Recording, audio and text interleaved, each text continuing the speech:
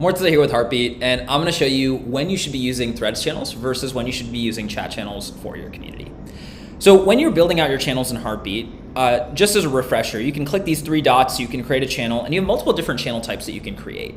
There's these threads, which are going to be these like Facebook style posts where you have the top level content up at the top, you have comments that roll up underneath it, and then you have chat channels, which are just a singular chat feed. It's going to feel a little bit more similar to just like a classic group chat, like a WhatsApp group chat or something like that.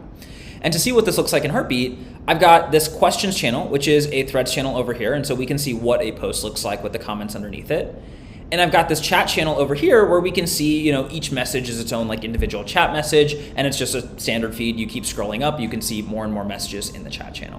What we find is when you are actually building out your community, for the Threads channels, these work really well for larger spaces. You have like 30 plus people. There's going to be a lot more back and forth. And so we see this get used really often for things like a questions channel or an announcements channel, where, like I said, you expect there to be a little bit more back and forth between the conversations with your members as they're talking through stuff.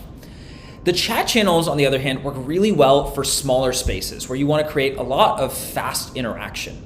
What is powerful about this is in these chat channels, especially if you just have like 5-10 people that you're dropping into a chat channel, because of the way it's designed, it's going to feel a lot faster and it's going to feel like a little bit bigger of a community than it actually is. And so what we find is a lot of our smaller communities, maybe like 5, 10 people, 15 people that you're launching with, will start with more chat channels in their community. And as they continue growing and scaling, maybe they pass the 30 member mark, the 50 member mark, that's when they start transitioning to more chat channels, because it does a really good job of aggregating and organizing the conversation so it doesn't feel like it's a typing race.